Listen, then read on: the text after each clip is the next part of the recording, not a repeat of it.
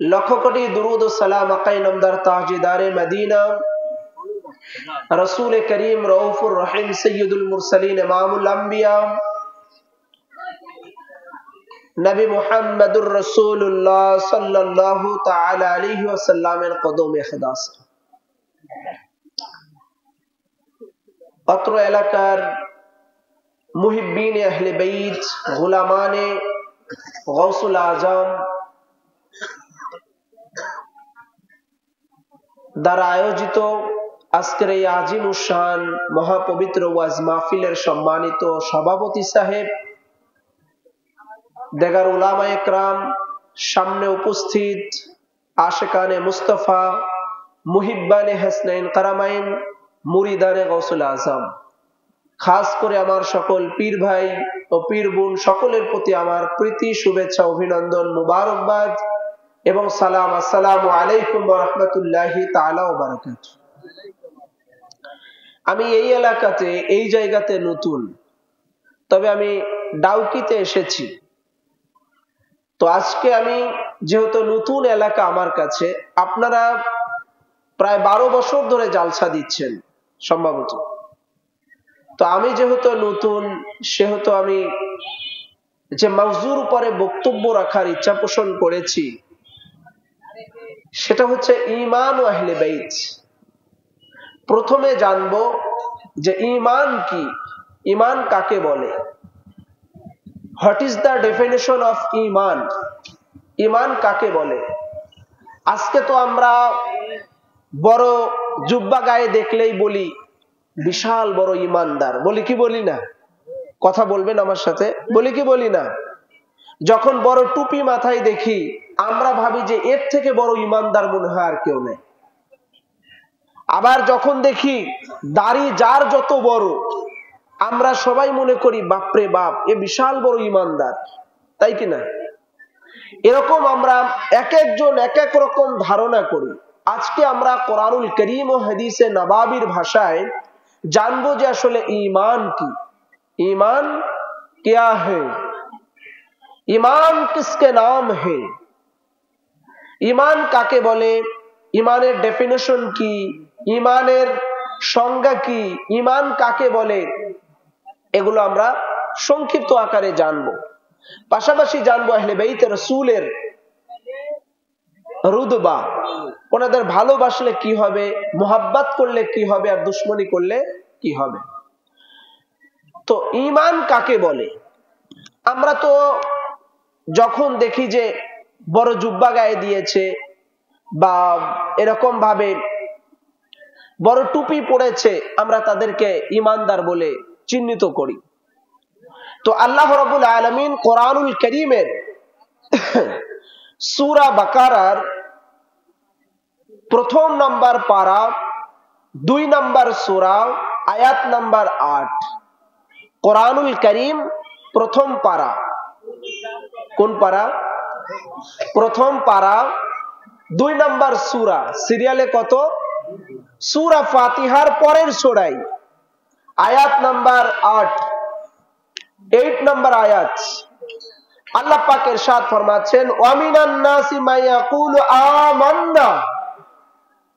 আল্লাহ পাক ইরশাদ ফরমান, কিছু মানুষের মধ্যে, কিছু মানুষ আছে, মানুষের মধ্যে কিছু মানুষ আছে, মা ইয়াকুলু, যারা বলে, আমান্না, আমরা ঈমান এনেছি, বিশ্বাস স্থাপন করেছি, বিল্লাহ, আল্লাহর উপরে, ওয়া বিল ইয়াউমিল আখির, এবং আখিরাতের দিনের উপরে। আল্লাহ পাক বলতেছেন, আর মানুষের মধ্যে কিছু মানুষ এমন আছে যারা বলে, মায়াকুলু আমান্না বিল্লাহি ওয়া বিল ইয়াউমিল আখির, যারা বলে আমরা ঈমান এনেছি এক আল্লাহর উপরে, ওয়া বিল ইয়াউমিল আখির, এবং আখিরাত দিনের উপরে। কার উপরে ঈমান এনেছে? এক আল্লাহর উপরে। লাত মান্নাত উজ্জাকে খোদা বলে না, 360 খোদা মানে না, এক আল্লাহকে মানে, ওয়াহদাহু লা শারীকা লাহ। তো বলছেন এক আল্লাহর উপরে ঈমান এনেছি এবং আখিরাতের দিনের উপরে বিশ্বাস স্থাপন করেছি, ঈমান এনেছি। এবার আল্লাহ পাক বলতেছেন ওমা হুম বিমুমিনিন, তারা কেউ ঈমানদার না, অথচ আদৌ তারা মুমিন না, আদৌ তারা মুমিন না। আল্লাহ পাক বলতেছেন কিছু মানুষ এমন আছে যারা বলে আমরা এক আল্লাহর উপরে ঈমান এনেছি এবং পরকালের উপরে বিশ্বাস স্থাপন করেছি। তো এক আল্লাহকে মানে পরকালকেও বিশ্বাস করে। এই যে এক আল্লাহকে মানে পরকালকে বিশ্বাস করে, আল্লাহ পাক বলতেছেন যে শুধু আমি আল্লাহকে মানার দ্বারাই আর পরকালকে বিশ্বাস করার দ্বারাই ওমা হুম বিমুমিনিন, অথচ তারা আদৌ কেউ মুমিন নয়। তার মানে মুমিন এক আল্লাহর উপরে শুধু বিশ্বাস স্থাপন করা আর পরকালের উপরে বিশ্বাস স্থাপন করার নাম মুমিন না, ঈমানদার না। কি ভাই, এক আল্লাহর উপরে শুধু বিশ্বাস করা আর শুধু পরকালের উপরে বিশ্বাস করা, এটার নাম ঈমান না। আরো কিছু থাকতে পারে, সেটা আমরা আস্তে আস্তে জানবো। তো এরা এক আল্লাহকে মানে এবং পরকালের উপরে বিশ্বাস স্থাপন করেছে। লাত মান্নাত উজ্জা খোদা মানে না, 360 মূর্তি পূজা করে না, এক আল্লাহকে মানে।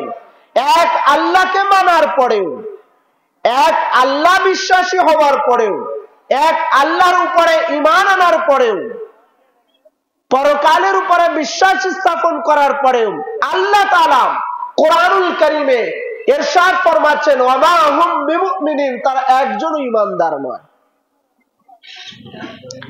এবার আমরা যদি সামনে আর একটু আগাই তাহলে আরো আমরা ক্লিয়ার হব। যেমন আপনার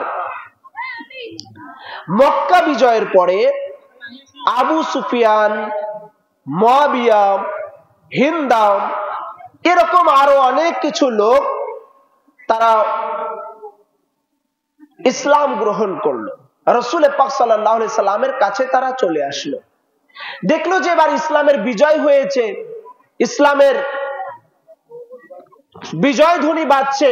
তো এখন যদি আমরা মুসলমান না সাজি বা ইসলামে না ঢুকি তাহলে তো আমাদেরকে কেউ পাত্তা দেবে না, এলাও করবে না। ওই জন্য তারা এরকম ভাবে মক্কা বিজয়ের পরে যখন দেখলো মুসলমানের জয় জয়কার হয়ে গেছে, ইসলামের বিজয় ঘটে গেছে, তখন তারা দলে দলে লোক মুসলমানের দিকে আসতে লাগলো, ইসলাম গ্রহণ করা শুরু করে দিল। এবার আল্লাহ তাআলা সূরা হুজরাতের মধ্যে 26 পারা, কত পারা কথা বলেন, খারাপ লাগছে আপনাদের? 26 পারা সূরা হুজরাতের 14 নম্বর আয়াতে পাক আল্লাহ তাআলা নাজিল করে রাসূল করিম সাল্লাল্লাহু তাআলা আলাইহি ওয়াসাল্লামকে জানিয়ে দিচ্ছেন কি ক্বালাতিল আরাবু আমান্না কুল লাম তুমিনু ওয়ালাকিন কুলু আসলামনা ওয়ালাম্মা ইয়াদখুলুল ঈমানু ফি কুলুবিকুম। রাসূল করিম সরকারে দু আলম ইমামুল আম্বিয়া রাহমাতুল লিল আলামিন কে আল্লাহ তাআলা জানিয়ে দিচ্ছেন ক্বালাতিল আরাবু আমান্না,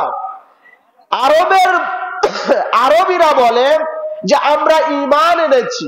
আল্লাহ তাআলা রাসূলুল্লাহকে বলতেছেন যে ইয়া রাসূলুল্লাহ, ইয়া হাবিবাল্লাহ, আরবেরা বলে আমরা ঈমান এনেছি, আমান্না আমরা ঈমান এনেছি, কুল লাম তুমিনু আপনি তাদেরকে বলে দেন যারা বলেছে আমরা ঈমান এনেছি, আমরা বিশ্বাস স্থাপন করেছি, আমরা এক আল্লাহর উপরে বিশ্বাস স্থাপন করেছি, ঈমান এনেছি, আপনি তাদেরকে বলে দেন ওয়ালাকিন কুলু আসলামনা আপনি তাদেরকে বলে দেন তোমরা ঈমান আনোনি। তোমরা কথা বলেন ঈমান, কথা বুঝতেছেন না? তো আওয়াজ না দিলে আমি কিভাবে বুঝবো যে আপনারা আমার কথা বুঝতেছেন? আল্লাহ পাক বলতেছেন হে রাসূল আপনি বলে দেন কুল লাম তুমিনু আপনি বলে দেন তোমরা ঈমান আনোনি, ওয়ালাকিন কুলু আসলামনা। প্রথমে আমরা কি জানলাম? কোরআনে 26 পারায় সূরা হুজরাতের 14 নম্বর আয়াতে আল্লাহ পাক ইরশাদ ফরমাচ্ছেন, ক্বালাতিল আরাবু আমান্না, আরবের কিছু লোক বলে আমরা ঈমান এনেছি। তো তারা যে বলে আমরা ঈমান এনেছি, আমরা ঈমানদার, এবার আল্লাহ তাআলা রাসূলুল্লাহকে বলতেছেন, ইয়া রাসূলুল্লাহ আপনি তাদেরকে বলে দেন, কুল লাম তুমিনু, তোমরা ঈমান আনোনি, তোমরা কেউ ঈমান আনোনি, তোমরা ঈমান আনোনি, ওয়ালাকিন কুলু আসলামনা, বরং বলো আমরা ইসলাম এনেছি, আমরা ইসলাম এনেছি। আল্লাহ তাআলা রাসূলুল্লাহকে শিখিয়ে দিচ্ছেন যে আপনি বলে দেন। তো আরবের কিছু লোকেরা মক্কা বিজয়ের পর যারা ঈমান এনেছে তাদেরকে আল্লাহ তাআলা ইন্ডিকেট করে বলতেছেন, তারা বলতেছে আমরা ঈমান এনেছি, আর আল্লাহ তাআলা রাসূলুল্লাহকে সাল্লাল্লাহু আলাইহি ওয়াসাল্লামকে বলে দিচ্ছেন, ইয়া রাসূলুল্লাহ, ইয়া হাবিবাল্লাহ, আপনি তাদের প্রতিবাদ করে বলেন তোমরা ঈমান আনোনি, ওয়ালাকিন কুলু আসলামনা, তোমরা বরং এটা স্বীকার করো, এটা বলতে পারো যে তোমরা ইসলাম এনেছো, তোমরা ইসলাম এনেছো মানে মুসলমান সেজেছো।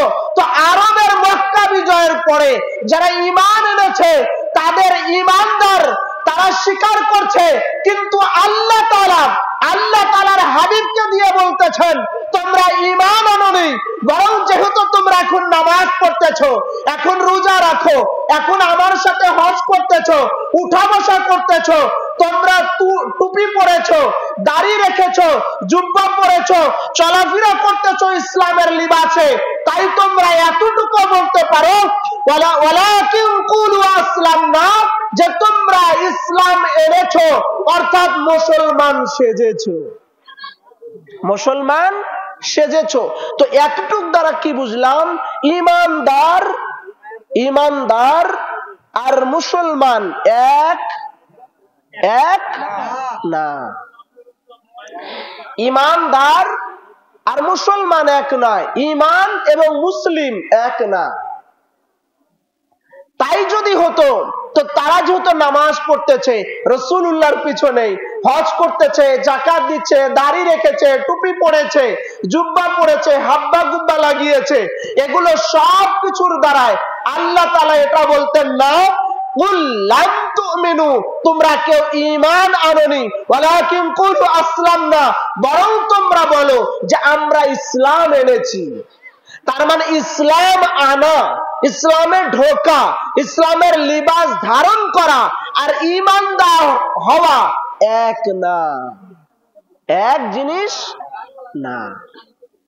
এরপরে আল্লাহ তাআলা বলতেছেন ওয়ালাম্মা ইয়াদখুলিল ঈমানু ফি কুলুবিকুম, এবং এখনো তোমাদের দিলে ঈমান দাখিল হয় না। আল্লাহ তাআলার ভাষায় বলতেছেন, রাসূলুল্লাহকে বলে দেন যে তোমরা ঈমান আনোনি, বরং তোমরা ইসলাম এনেছো, ইসলাম গ্রহণ করেছো, কিন্তু তোমাদের কলবে, অন্তরের ভিতরে বিন্দু মাত্র ঈমান প্রবেশ করে নাই। তার মানে ইসলাম গ্রহণ করা, মুসলিম মুসলমান আর ঈমানদারের মধ্যে তফাৎ আছে।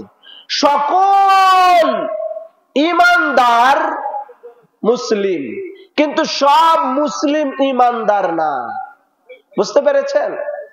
তো আল্লাহ তাআলা কি বললেন?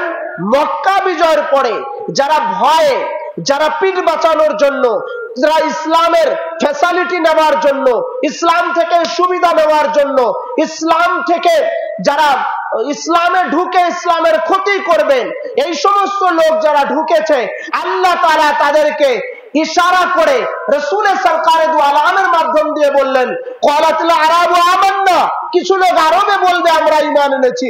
আপনি তাদের প্রতিবাদ করে বলেন কুল লাম তুমিনু, তোমরা কেউ ঈমান আনোনি, ওয়ালাকিন কুলু আসলামনা, বরং তোমরা বলো যে আমরা ইসলাম এনেছি, মুসলমান সেজেছি, ঠেলার নাম বাবাজি, আমরা ইসলাম ধর্ম গ্রহণ করেছি, এটা বলো।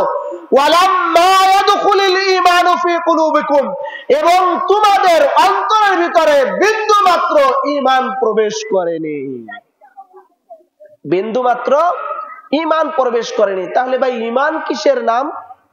এই যে নামাজ পড়ার পরে, রোজা রাখার পরে, হজ করার পরে, রসুলের জামানাতে রসুলের পিছনে ইক্তেদা করে নামাজ আদা করতেছে, দাড়ি টুপি রেখেছে, পড়তেছে, তারপরেও আল্লাহ তাআলা আল্লাহর ভাষায় বলতেছেন তোমরা কেউ ঈমানদার না। তার মানে নামাজ পড়ার নাম, রোজা রাখার নাম, হজ করার নাম, দাড়ি রাখার নাম, টুপি পরার নাম, এরকম ভাবে জুব্বা পরার নাম, এগুলোর নাম ईमान ना, इसका नाम ईमान नहीं, ईमान अलग कोई एक चीज का नाम है। ईमान আলাদা কোন এক জিনিসের নাম, এগুলোর নাম ঈমানদার না। এগুলো দেখে ঈমানদার বলা যাবে? দাড়ি রাখার নাম যদি ঈমান হতো, সবচেয়ে বড় ঈমানদার কে হতো আমাদের দেশের মধ্যে? হিন্দুস্তানে, বাংলাদেশে, ভারতবর্ষে সব মিলে কে হতো? রবীন্দ্রনাথ ঠাকুর হতো। হ্যাঁ, বড় দাড়ি না। তো দাড়ি দেখে ঈমানদার মার্ক করা যাবে না। আল্লাহ তাআলা বলতেছেন যে তারা এত কিছু করার পরে তাদের কলবের মধ্যে বিন্দু মাত্র ঈমান প্রবেশ করে নাই, তার মানে এইগুলোর নাম ঈমান না, এগুলো হচ্ছে ঈমানদারের আমল। ঈমানদারের আমল, আমল এক জিনিস আর ঈমান এক জিনিস, তাই কি না? তাহলে ईमान किसका नाम है? ईमान किसको कहती है? ईमान किसको कहती है? दुरूद शरीफ पढ़ी আল্লাহুম্মা। হাবিবে মুস্তাফা কে দিয়ে বলেছেন যে এরা কেউ ঈমানদার নয়, এদের দিলে অন্তরে বিন্দু মাত্র ঈমান প্রবেশ করে নাই। তাহলে ঈমান অন্য কিছুর নাম। এবার আমরা দেখি বুখারী শরীফ, ईमान किसका नाम है सुन लो। বুখারী শরীফ প্রথম খণ্ড কিতাবুল ঈমান 7 পৃষ্ঠা। কত পৃষ্ঠা বললাম? 7, একদম শুরুতে না, 7 পৃষ্ঠা, হাদিস নাম্বার 14। কত নাম্বার হাদিস? 14। আবার মুসলিম শরীফ প্রথম খণ্ড 49 পৃষ্ঠা এবং মিশকাত শরীফের মধ্যেও আছে এই হাদিসে পাক। তো বুখারীতে আছে এবং মুসলিমে আছে। যেই বুখারী শরীফ এবং মুসলিম শরীফকে সারা বাংলাদেশের উলামা একরামরা না, সারা দুনিয়ার আলেমরা কোরআনের পরে যাদেরকে স্থান দিয়ে থাকে, সেই বুখারী শরীফ এবং মুসলিম শরীফের মধ্যে ওই হাদিসে পাক আছে। কি হাদিসে পাক হচ্ছে আন আনাসিন ক্বালা ক্বালা রাসূলুল্লাহ সাল্লাল্লাহু আলাইহি ওয়াসাল্লাম, হযরত আনাস রওয়ায়াত করেছে, রাসূলুল্লাহ ইরশাদ ফরমিয়েছেন লা ইউমিনু আহাদুকুম হাত্তা আকুনা আহাব্বা ইলাইহি মিন ওয়ালিদিহি ওয়া ওয়ালাদিহি ওয়ান নাস আজমাইন। রাসূলুল্লাহ ইরশাদ ফরমিয়েছেন লা ইউমিনু, তোমাদের মধ্যে কোন একজন ঈমানদারী হবে না, হাত্তা আকুনা আহাব্বা ইলাইহি, যতক্ষণ পর্যন্ত আমি রাসূলুল্লাহকে মিন ওয়ালিদিহি ওয়া ওয়ালাদিহি ওয়ান নাস আজমাইন, তোমাদের ঘর থেকে, সন্তান আদি থেকে, ছেলে সন্তান থেকে, পিতামাতা থেকে, তোমাদের ধন দৌলত থেকে, সমস্ত কিছু থেকে আমি রাসূলুল্লাহকে বেশি মুহাব্বত না করবে, রাসূলুল্লাহ বলেছেন ততক্ষণ পর্যন্ত তোমাদের অন্তরে ঈমানই প্রবেশ করবে না, ততক্ষণ পর্যন্ত তোমাদের কলবে ঈমানই প্রবেশ করবে না, যতক্ষণ না আমি রাসূলুল্লাহ সাল্লাল্লাহু তাআলা আলাইহি ওয়াসাল্লামকে বেশি মুহাব্বত না করবে। তার মানে কি রাসূলুল্লাহ সাল্লাল্লাহু তাআলা আলাইহি ওয়াসাল্লাম, উনাকে মুহাব্বত করতে হবে নিজের ছেলে সন্তান, ঘর বাড়ি, আল আওলাদ, পিতা মাতা, ধন দৌলত সমস্ত কিছু থেকে বেশি। যখনই সমস্ত কিছু থেকে রাসূলুল্লাহকে বেশি মুহাব্বত করবে, সেই সময় ওই ব্যক্তির অন্তরে, কলবের মধ্যে ঈমান প্রবেশ করবে, নচেত ঈমান প্রবেশ করবে না। কারণ মক্কা বিজয়ের পরে যারা ইসলাম গ্রহণ করেছে, ধর্ম এসেছে, রাসূলুল্লাহ তাদের কাছেও মক্কা বিজয়ের আগে অসংখ্যবার দাওয়াত দিয়েছেন, অস্বীকার করেছে। তার মানে তারা মুসলমান সেজেছিল রাসূলুল্লাহকে ক্ষতি করার জন্য। তারা ঈমান এনেছে আল্লাহর উপরে, ঠিক, নামাজ পড়তেছে, পরকালকে বিশ্বাস করে, কিন্তু তারা রাসূলুল্লাহর প্রতি তাদের দুশমনী ছিল।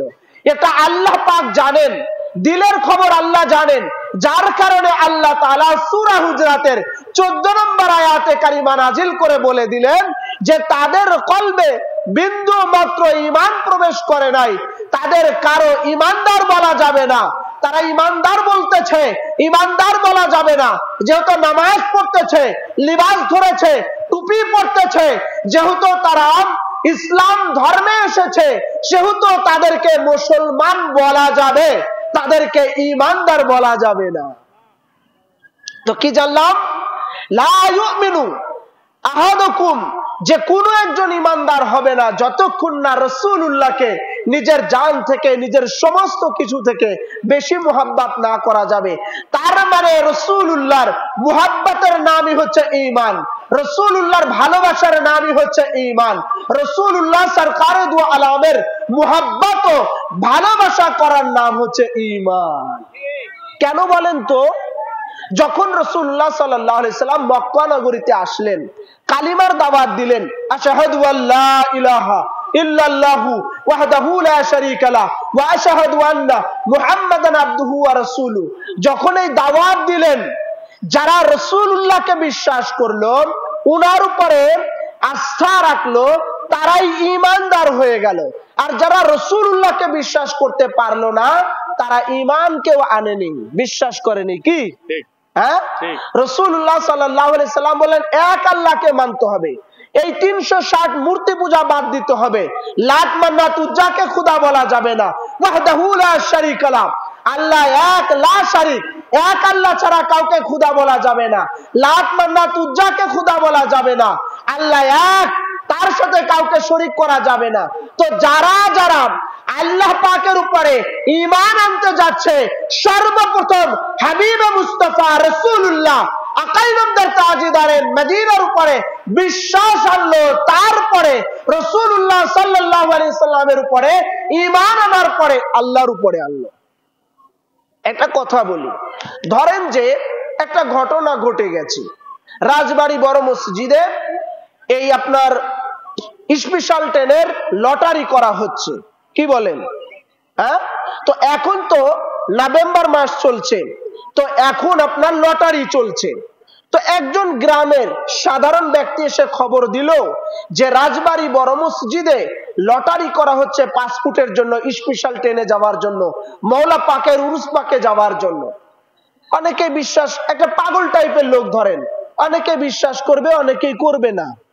হ্যাঁ, তো খবরটা সঠিক আছে কিনা এটা বিশ্বাস আসবে ওই টাইম যখন খবরদাতা কেমন, হার হামেশা মিথ্যা কথা বলে, পাগল টাইপের, যার কথার কেউ ভ্যালু দেয় না, এরকম লোক বলল।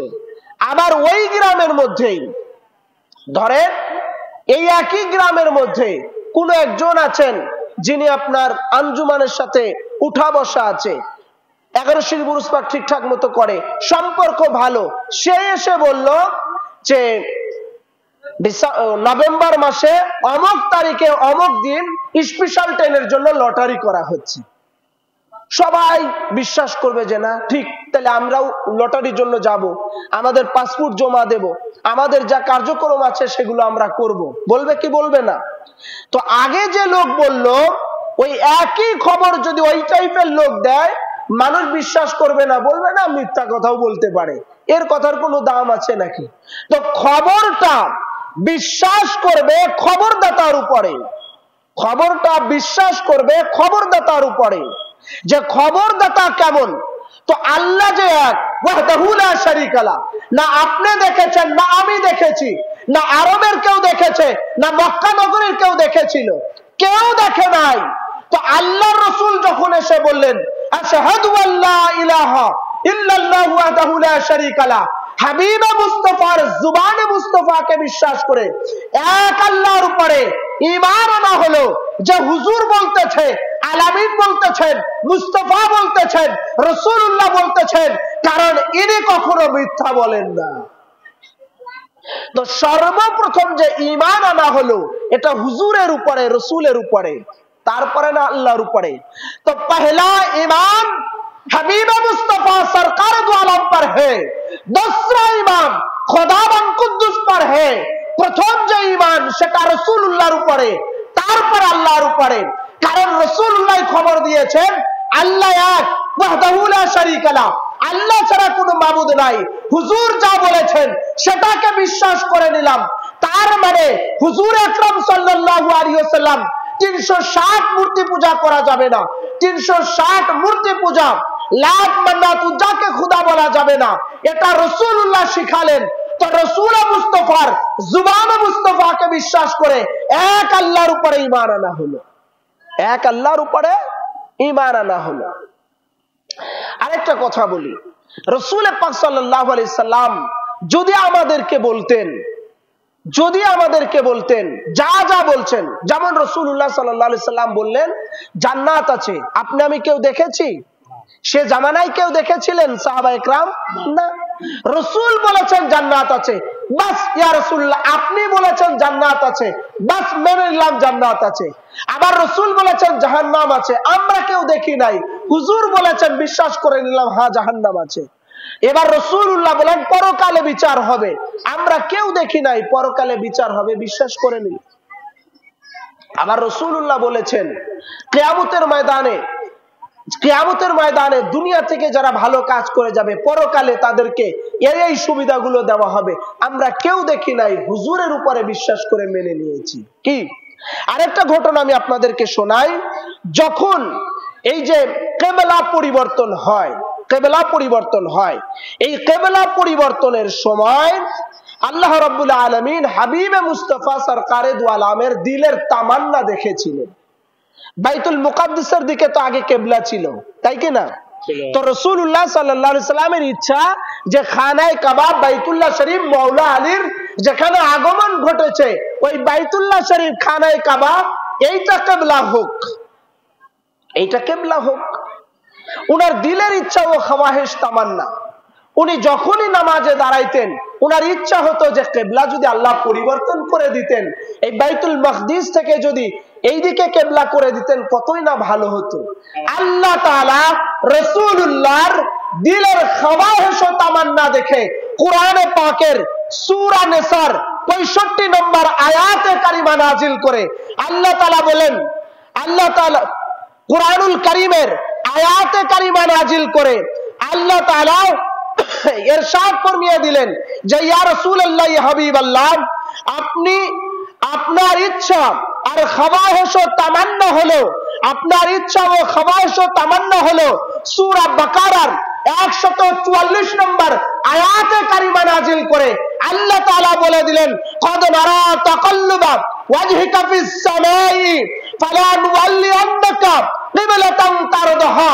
ইয়া রাসূলুল্লাহ ইয়া হাবিবাল্লাহ, আমি দেখতেছি আপনি বারবার আসমানের দিকে তাকাচ্ছেন, আপনার দিলের ইচ্ছা খাওয়াহেশ তামান্না হচ্ছে বাইতুল মাকদিসটা কিবলা পরিবর্তন হয়ে বাইতুল্লাহ শরীফ খানায়ে কাবা বাইতুল্লাহ শরীফ কিবলা হয়ে যাক। ইয়া রাসূলুল্লাহ ইয়া হাবিবাল্লাহ, আপনি যাহাতে রাজি ফামান তারদাহা, আমিও তাহাতে রাজি। আজ থেকে বাইতুল মাকদিস কিবলা পরিবর্তন করেন, খানায়ে কাবা বাইতুল্লাহ শরীফ কিয়ামত পর্যন্ত আপনার উম্মতি মুহাম্মাদের জন্য কিবলা বানিয়ে দিলাম। রাসূলুল্লাহ মনে মনে তামান্না করেছেন, ইচ্ছা করেছেন, 4 রাকাত নামাজের নিয়াত করে দাঁড়িয়ে গেছেন, 2 রাকাত বাইতুল মাকদিসের দিকে পড়েছেন, আর 2 রাকাত খানায়ে কাবা বাইতুল্লাহ শরীফের দিকে নামাজের মধ্যে ঘুরে গিয়ে পড়েছেন। এই ঘটনা জানেন না?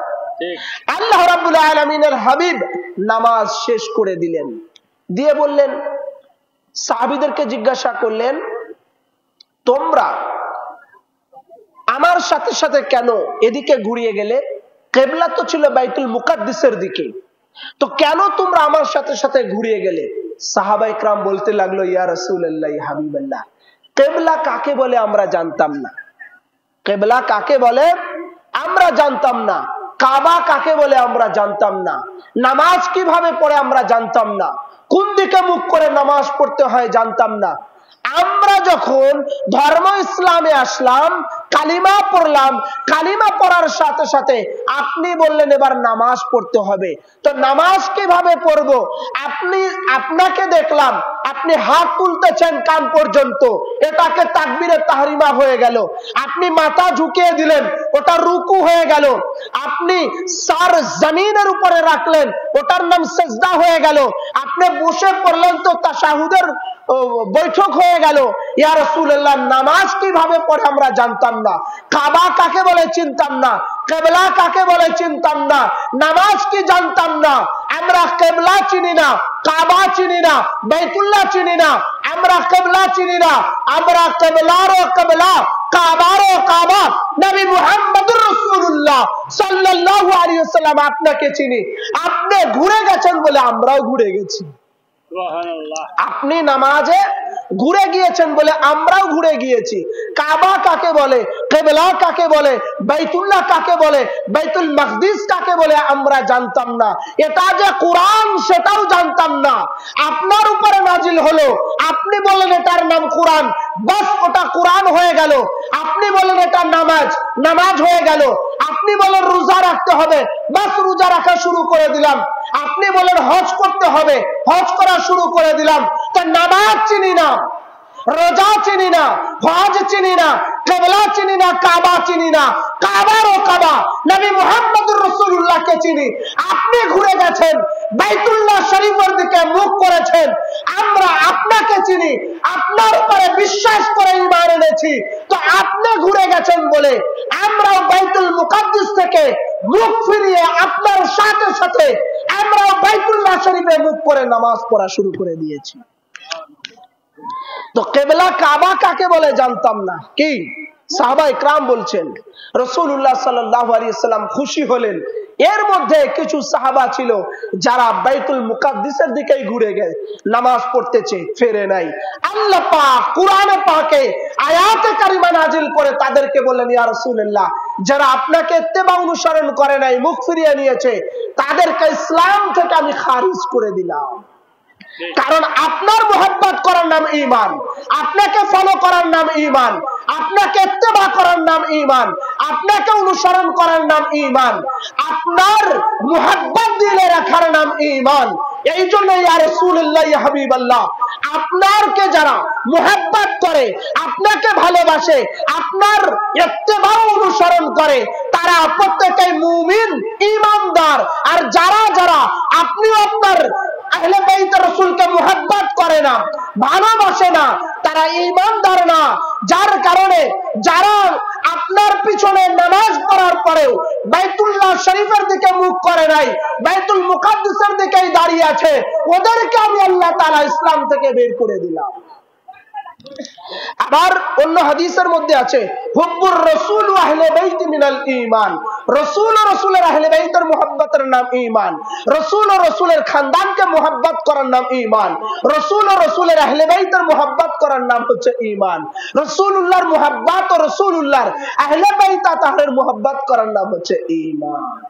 এই যে নামাজ, রোজা, হজ, যাকাত এগুলোর নাম ঈমান। তার মানে আবার বলবেন না সকালবেলা চায়ের দোকানে যে আমি নামাজ রোজার বিরুদ্ধে কথা বলতেছি। নাউজুবিল্লাহি মিন যালিক, এটা বলা যাবে?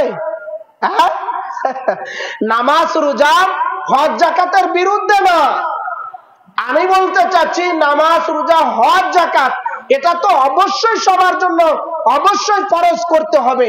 তার মানে এইটার নাম ঈমান না, ঈমান হচ্ছে আহলে বাইতের, নবী ও নবীর আহলে বাইতের মুহাব্বতের নাম। আর নামাজ রোজা হজ যাকাত এগুলো হচ্ছে ঈমানদারের আমল, ঈমানদারের আমল। বুঝতে পেরেছেন? আচ্ছা একটা উদাহরণ দিলে আরো ক্লিয়ার হবেন, তাহলে আমার প্রতি আর আপনাদের প্রশ্ন থাকবে না। ধরেন ব্ল্যাক বোর্ডে প্রথমে বাম পাশে এক সংখ্যা লিখলাম, কত লিখেছি? 1। এবার ডান পাশে একটা শূন্য বসাই দিলাম, কত হলো? সবাই বলেন। বিরক্ত হচ্ছেন? খারাপ লাগছে? ডান পাশে একটা শূন্য বসানোর কারণে কত হলো? 10। আর একটা শূন্য ডান পাশে দিলাম, কত হলো? পিছনের লোক কথা বলছেন না যে? 100। আর একটা শূন্য বসাই দিলাম ডান পাশে, কত হলো? 1000 না? এরপরে ডান পাশে আর একটা শূন্য বসাইলাম, কত হলো? এরপরে ডান পাশে আর একটা শূন্য বসাইলাম, কত হলো? 1 লাখ হয়ে গেল। এবার বাম পাশে সর্বপ্রথম যে এক সংখ্যাটা লিখেছিলাম ওটা ডাস্টার দিয়ে মুছে দিলাম, তাহলে কত হলো? কিছুই না। তাইলে ধরেন ইমানদারের মার্ক হচ্ছে 1, ইমানদারের মার্ক হচ্ছে 1, ইমানের পয়েন্ট হচ্ছে 1। তো 1 যদি থাকে মানে ভিতরে যদি ঈমান থাকে, তারপরে একটা শূন্য বসালেন কত হবে? 10। আর একটা বসাইলে 100, আর একটা বসাইলে 1000, আর একটা বসাইলে 10,000। তো ঈমানের মান যদি 1 হয়, ঈমান যদি ভিতরে থাকে, নবী ও নবীর আহলে বাইতের মুহাব্বত থাকে, তারপরে নামাজ পড়লেন, একটা শূন্য বৃদ্ধি হলো, রোজা রাখলেন আর একটা শূন্য দানে বৃদ্ধি হলো, হজ করলেন আর একটা শূন্য দানে বৃদ্ধি হলো, এবার যাকাত দিলেন আর একটা শূন্য দানে বৃদ্ধি হলো। যত ইবাদত করবেন, এরকম ভাবে দাঁড়িয়ে রাখলেন আর একটা শূন্য দানে বৃদ্ধি হলো। এরপরে টুপি পরলেন আর একটা শূন্য দানে বৃদ্ধি হলো। এরপরে আপনি যত নেক আমল করলেন, আমাল সালেহ করলেন, এক একটা শূন্য দানে বৃদ্ধি হতে থাকবে।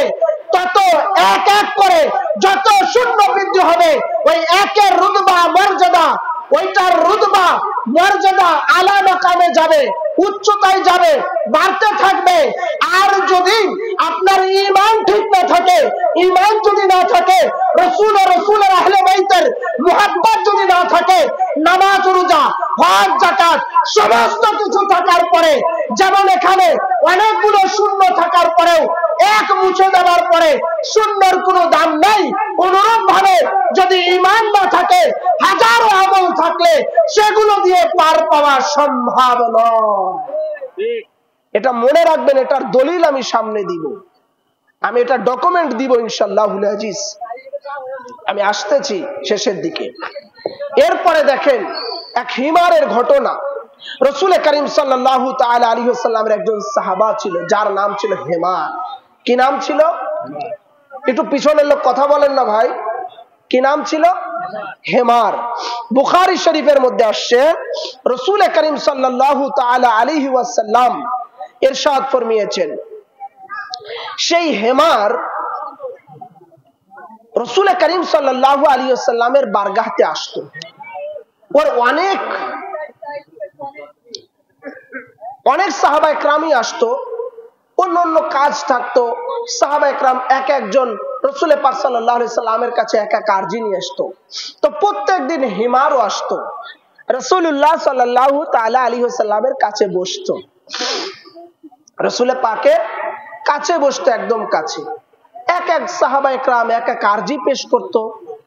কেউ বলতো আমার বিবি অসুস্থ, কেউ বলতো আমি সমস্যায় আছি, কেউ বলতো ইয়া রাসূলুল্লাহ আমাদের ঘরে খাবার নাই। তো রাসূলুল্লাহর মুখমণ্ডলটা মলিন হয়ে যেত।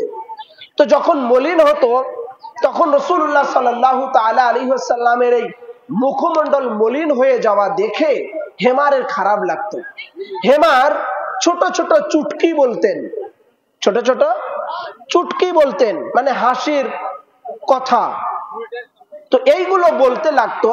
যখনই বলতেন, রাসূলুল্লাহ সাল্লাল্লাহু আলাইহি সাল্লাম, ইমাম বুখারী লিখেছেন এই হাদিসে পাক, বুখারী শরীফ মুআতাজাম কিতাবুল হুদুদ, কিতাবুল হুদুদের মধ্যে আসছে 604 পৃষ্ঠার ভিতরে, 604 পৃষ্ঠার মধ্যে। তো এই হেমার যখন এই চুটকিগুলো বলতেন, রাসূল পাক এত হাসতেন, উনার দান্দান মুবারক বেরিয়ে যেত, তখন হেমারের জানটা ভরে যেত। কিন্তু হেমারের একটা বদ অভ্যাস ছিল, সেটা হলো ও মদ পান করত। কি করত? তখন মদ হারাম হয়নি, হয়তো বা আয়াত এসে গেছে, কিন্তু তারপরে হেমার ছাড়তে পারেনি, বদ অভ্যাস হয়ে গেছে, এমনটা হতে পারে। কিন্তু কিছু সাহাবা ইকরাম তারা দেখছে রাসূলুল্লাহর পাশে থাকে, রাসূলুল্লাহর পাশে বসে থাকে, আবার বাড়িতে গিয়ে মদও পান করে, তাইলে তো এটা খারাপ জিনিস। রাসূলুল্লাহর কাছে বারবার কমপ্লেইন করতে লাগলো। রাসূলুল্লাহ সাল্লাল্লাহু আলাইহি সাল্লাম নিষেধ করেন, কিন্তু হেমার হয়তো ছাড়তে পারে না। আবার পরের দিন এসে রাসূলুল্লাহ সাল্লাল্লাহু আলাইহি সাল্লামের কাছে বসে আবার যখন রাসূলুল্লাহর মন খারাপ হয়, একটা ছোট ছোট চুটকি দেয়, রাসূলুল্লাহ হাসেন, দান্দান মুবারক বেরিয়ে যায়, হেমারের জানটা ভরে যায়। তো এরকম করতে করতে একবার যখন হেমার মদও ছাড়ছে না, রাসূলুল্লাহর দরবারে আসছে, আবার রাসূলুল্লাহ তাকে পাশে বসায়। এইটা দেখে একজন সাহাবা দাঁড়িয়ে গেল, দাঁড়িয়ে হযরতে হেমারের উপরে লানত দেওয়া শুরু করলেন। রাসূলুল্লাহ সাল্লাল্লাহু তাআলা আলাইহি ওয়াসাল্লাম তখন রাগান্বিত হয়ে গেলেন, গদবনা হয়ে গেলেন। গদবনা হয়ে বললেন, লানুহু ফাওয়াল্লাহি মা আলিমতু ইল্লা আন্নাহু ইউহিব্বুল্লাহু ওয়া রাসূলুহু।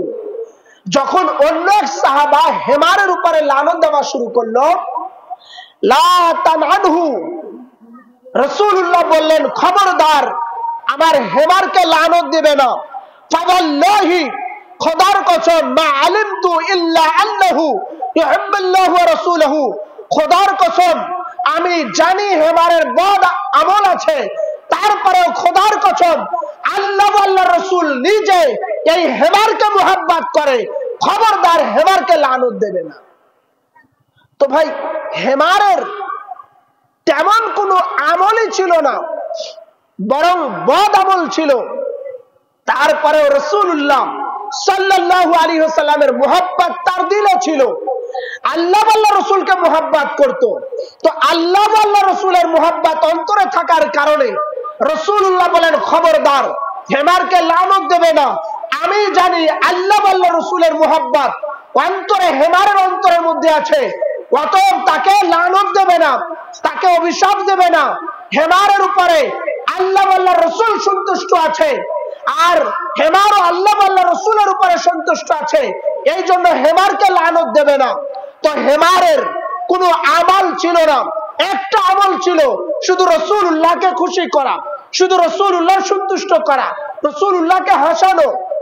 এই এক আমলের কারণে আল্লাহ রাসূল সাল্লাল্লাহু আলাইহি সাল্লাম সেই হেমারকে লানত দিতে নিষেধ করলেন। তো ভাই, হুজুরে আকরাম সাল্লাল্লাহু আলাইহি সাল্লামের মুহাব্বত, ভালোবাসা, এটার নামই হচ্ছে ঈমান। হুজুরের প্রতি মুহাব্বত, হুজুরের প্রতি ভালোবাসা, হুজুরের প্রতি মাওয়াদ্দাত রাখা, এটাই আল্লাহ আল্লাহ রাসূল বলেছেন এর নাম ঈমান। আবার আরেকজন ছিল যে রাসূল পাক সাল্লাল্লাহু আলাইহি সাল্লামের যুগেই সে বড় জুব্বা পরা ছিল, বিশাল বড় টুপি ছিল, দাড়ি ছিল, আলখাল্লা পরা ছিল। মসজিদে নববীতে রাসূলুল্লাহ গনিমতের মাল বন্টন করছেন, তার সমস্ত আমল তার ভিতরে ছিল। সব আমল থাকার পরেও রাসূলুল্লাহ সাল্লাল্লাহু আলাইহি সাল্লাম যখন গনিমতের মাল বন্টন করছেন, যার যেরকম পরিবার তার সেরকম দিচ্ছেন, যার পরিবারের লোক বেশি তাকে বেশি দিচ্ছেন, যার পরিবারের লোক কম তাকে কম দিচ্ছেন। তখন ওই সাহাবা দাঁড়িয়ে রাগান্বিত হয়ে রাসূলুল্লাহকে বললেন, ইয়া রাসূলুল্লাহ ইআদিল, আপনি ইনসাফ করেন। আরে ভাই, যিনি ইনসাফ শেখানোর জন্য দুনিয়ায় এসেছেন, যিনি ইনসাফ শেখানোর জন্য দুনিয়াতে এসেছেন, সেই লোককে বলে ইনসাফ করতে। রাসূলুল্লাহ সাল্লাল্লাহু আলাইহি ওয়াসাল্লাম রাগান্বিত হয়ে গেলেন। রাগান্বিত হয়ে যাওয়ার পরে রাসূলুল্লাহ সাল্লাল্লাহু আলাইহি ওয়াসাল্লাম তার উপরে লানত দেওয়া শুরু করলেন, আর বললেন, শুধু এরা নয়, কিয়ামত পর্যন্ত এরকম আরো অনেক লোক হবে, এদের দল থাকবে যারা জুব্বা কুব্বা এরকম পরে থাকবে, কিন্তু তাদের ভিতরে কিঞ্চিত পরিমাণ ঈমান থাকবে না। আমি রাসূল ও রাসূলের আহলে বাইতের প্রতি মুহাব্বত থাকবে না। এদের উপরে আমি আল্লাহ ও রাসূলের লানত বর্ষণ করলাম। আল্লাহ তাআলার রাসূল নিজে লানত দিতে দিতে মসজিদ থেকে বের করে দিলেন। তো ভাই, একজনের সমস্ত আমল থাকার পরেও, শুধু রাসূলের মুহাব্বত না থাকার পরে, রাসূলের দুস্তাগি করার কারণে, বেয়াদবি করার কারণে রাসূলুল্লাহর দরবার থেকে বের করে দিলেন। আরেকজনের বদ আমল থাকার পরেও আল্লাহ রাসূল বললেন, খবরদার হেমারকে লানত দেবে না, কারণ হেমার আল্লাহ ও আল্লাহর রাসূলকে মুহাব্বত করে। এই জন্য ভাই, এই যে আমল, এগুলোর নাম ঈমান না। ঈমান হচ্ছে সিরফ নবী ও নবীর আহলে বাইতের মুহাব্বতের নাম, পাকে পঞ্জতুন পাকের মুহাব্বতের নাম, নবী ও নবীর খানদানের মুহাব্বত করার নাম হচ্ছে ঈমান। এবার আমরা জানবো নবীর আহলে বাইত কাকে বলে। কি বলেন? আমরা বলতেছি যে আহলে বাইত, আহলে বাইত, আহলে বাইতের মুহাব্বত করার নাম ঈমান। তো আহলে বাইত কাকে বলে, এটা জানার জন্য তিরমিজি শরীফ আবুল মানাকিব দ্বিতীয় খণ্ড 219 পৃষ্ঠা খুলে দেখেন। আবার তিরমিজি শরীফ আবু তাফসীর দ্বিতীয় খণ্ড খুলে দেখেন। আবার তাফসীর ইবনে কাসির সূরা আহজাবের 33 নম্বর আয়াতে কারিমার তাফসিরে এসেছে। আবার তাফসিরে মাজহারি নবম খণ্ড 493 পৃষ্ঠার মধ্যে এসেছে। কত পৃষ্ঠা? 493 পৃষ্ঠা, যেটা বাংলা সেটার মধ্যে আছে। বাংলা কেন বললাম, আমার তো ভাই এখানে আপনারা কতগুলো লোক আছেন, আমার তো এটা লাইভ টেলিকাস্ট হচ্ছে আমার ফেসবুক পেজে, মৌলানা মোহাম্মদ মঞ্জুরুল ইসলাম কাদেরী এই ফেসবুক পেজে অসংখ্য লোক দেখতেছেন, অনেক উলামা ইকরামও আছেন। তো এনারা যখন আমি বলছি যে বাংলা, তখন এনারা বাংলাটা খুলবেন, সাথে সাথে পৃষ্ঠা বেরিয়ে যাবে, মিলে যাবে। আবার অনেক উলামা ইকরাম যদি আরবি খোলে বা অন্য কিছু খোলে, তখন তো পৃষ্ঠা মিলবে না, আমাকে বলবে ভুলভাল বলে গেছে। ওই জন্য বাংলা এটা আমি উল্লেখ করে বলছি। আবার তাহজিবুত তাহজিব এই কিতাবের দ্বিতীয় খণ্ড 297 পৃষ্ঠার মধ্যে আসছে, লাম্মা নাযালাত হাযিল আয়া আলা নবী সাল্লাল্লাহু আলাইহি ওয়াসাল্লাম ফি বাইত উম্মে সালমাতা ইন্নামা ইউরিদুল্লাহু লিইযহিবা আনকুম রিজসা আহলাল বাইতি ওয়া ইউতাহহিরাকুম তাতহীরা ফি বাইত উম্মে সালমাতা ফাদাআন নবী সাল্লাল্লাহু আলাইহি ওয়াসাল্লাম ফাতিমাতা ওয়া হাসানান ওয়া হুসাইনান ফাজালাল্লাহুম্মা কিসাইন ওয়া আলীয়ুন খালফাহু ওয়া যাহরাহু ফাজালাল্লাহুম্মা কিসাইন। এই আয়াতে কারিমা যখন নাজিল হলো, তখন রসুল পাক উম্মে সালমার ঘরে ছিলেন। ঘর থেকে বাহিরে আসলেন, উনার গা মুবারকে একটা রেশমি কালো চাদর ছিল, উনি সেটাকে বেষ্টন করে নিলেন। আর বললেন, হযরতে ফাতিমাতুজ জাহরা রাসূলুল্লাহর শাহজাদি মা ফাতিমাকে ডাকলেন, উনি আসলেন। এরপরে হযরতে ইমামে হাসানকে ডাকলেন, ইমামে হুসাইনকে ডাকলেন, এনাদেরকে চাদরের মধ্যে ভরে নিলেন। আর রাসূলুল্লাহ আগে থেকেই ছিলেন। কজন হলো? রাসূলুল্লাহ ছিলেন, মা ফাতিমাতুজ জাহরাকে নিলেন, কয়জন হলো? 2 জন। এরপরে হযরতে ইমামে হাসান আর ইমামে হুসাইনকে নিলেন, কয়জন হলো? 4 জন। ওয়া আলীউন খালফাহু ওয়া যাহরাহু, হযরতে মাওলা আলী আসলেন, মাওলা আলীকেও চাদরের মধ্যে নিলেন, কয়জন হলো? 5 জন। এরপরে রাসূলুল্লাহ বলেন, আল্লাহুম্মা হাউলাই আহলু বাইতি, হে আল্লাহ এই আলী, ফাতেমা, হাসান ও হুসাইন এনারাই আমার আহলে বাইত আতহার, আর এনাদের থেকে সমস্ত প্রকার নাজাসাত নাপাকিকে দূরে রেখেছেন, পাপ মাকামের পুত পবিত্র এনাদেরকে রেখেছেন। আল্লাহুম্মা হাউলাই আহলু বাইতি, এনারাই আমার আহলে বাইত আতহার। তো এই 5 জনকে বলা হয় পাক পাঞ্জাতুল পাক। পাক মানে পবিত্র, পাঞ্জা মানে 5, পাক পাঞ্জা তান, তান মানে দেহ মুবারক। 5টা পবিত্র দেহ মুবারককে বলা হয় পাক পাঞ্জাতুল পাক, যাদের জন্য আল্লাহ তাআলা কোরআনে পাকে আয়াতে কারিমা নাজিল করে, আয়াতে তাতহীর নাজিল করে পবিত্রতার ঘোষণা করছেন। এই আলী, ফাতেমা, হাসান আর হুসাইন এরাই হচ্ছে রাসূলের আহলে বাইত আতহার। আবার বুখারীতে এসেছে কুরবার ব্যাপারে, কুরবা আলে মুহাম্মাদিন, কিয়ামত পর্যন্ত মাওলা আলী আর মা ফাতিমা থেকে যত আল আওলাদ আসবেন, সকল আল আওলাদ হচ্ছেন রাসূল পাক সাল্লাল্লাহু আলাইহি সাল্লামের খানদান, আহলে বাইত, পরিবার পরিজন। তিরমিজি শরীফে আছে, রাসূলুল্লাহ বলেছেন যে আমার বংশ কিয়ামত পর্যন্ত পরস্পর জারি থাকবে আমার বেটি খাতুনে জান্নাত ফাতেমাতুজ জাহরা থেকে, আর তোমাদের বংশ পরস্পর জারি থাকবে, তোমাদের মেয়ে, তোমাদের বংশ পরস্পর জারি থাকবে তোমাদের ছেলে সন্তান থেকে, তার ছেলে, তার ছেলে, তার ছেলে। আর আমার বংশ কিয়ামত পর্যন্ত জারি থাকবে আমার মেয়ে খাতুনে জান্নাত ফাতেমাতুজ জাহরা থেকে। আমার মেয়ে খাতুনে জান্নাত ফাতেমাতুজ জাহরা থেকে কিয়ামত পর্যন্ত আমার বংশ জারি থাকবে। তাই ইমাম হাসান হুসাইন ফাতেমাতুজ জাহরার আওলাদ, এরা আমারই আওলাদ, আমার বংশ। এইভাবে হাসান হুসাইন, ইমাম জয়নুল আবেদিন, ইমাম হাসান মুসান্না, ইমাম হাসান আসকারি, ইমাম তাকি, ইমাম নাকি, ইমাম জাফর সাদিক আলাইহিস সালাম, এইভাবে হুজুর শাহিন শাহ বাগদাদ, বরফির আব্দুল কাদের জিলানী, আল হাসানি আল হুসাইন আলাইহিস সালাতু ওয়াস সালাম, এইভাবে করে মেদিনীপুরের ঘেরাও পাকের মধ্যে আলা হুজুর পাক, দাদা হুজুর পাক, পর্দা হুজুর পাক, বড় হুজুর পাক সাইয়েদনা হযরত শাহ রশিদ আলী আল কাদেরী আলাইহিস সালাতু ওয়াস সালাম বর্তমান জামানার গাউস আকা ও মাওলা সাজ্জাদ রশিদ হুজুর পাক কাবা কিবলা হযরত সৈয়দ শাহ ইয়াসুফ আলী আল কাদরি মেদিনীপুর দরবারের ছোট হুজুর পাক কাবা কিবলা এনারা প্রত্যেকই এবং কিয়ামত পর্যন্ত ইনাদের নসল থেকে যত আওলাদ আসবে সমস্ত আওলাদ হচ্ছে আমার আহলে বাইত তাহার। যার কারণে রাসূলুল্লাহ বলেছেন আমার ও আমার আহলে বাইতের মুহাব্বতের নাম হচ্ছে ঈমান। মুহাব্বতের নাম ঈমান। আরো ক্লিয়ার হই, এই হাদিসে পাক শুনলে আরো ক্লিয়ার হব। এই হাদিসে পাক বেশ কয়েকটা কিতাবের মধ্যে আছে। আগে কিতাবের নাম আমি আপনাদেরকে শোনাচ্ছি, না হলে যদি আমি ওয়াজ করে চলে যাই কালকে এই এলাকার লোক বলবে কি বলে গেল, ভুলভাল বুঝলাম না, সুর দিয়ে বলে গেল, এই করলো সেই করলো, কিন্তু কোনো কিতাবের নাম বললো না। কি বলেন? তখন তো আপনারা প্রশ্নবিদ্ধ হয়ে যাবেন। তো আমি চাই না যে আপনাদের কাছে কেউ প্রশ্ন করুক। আমি কিতাবের নাম বলবো, কত পৃষ্ঠায় কত খণ্ড, যদি এগুলো না থাকে দেখানোর জিম্মাদারি আমার। তো রাসূল কারীম ইরশাদ ফরমিয়েছেন, কতগুলো কিতাবে আছে শুনুন।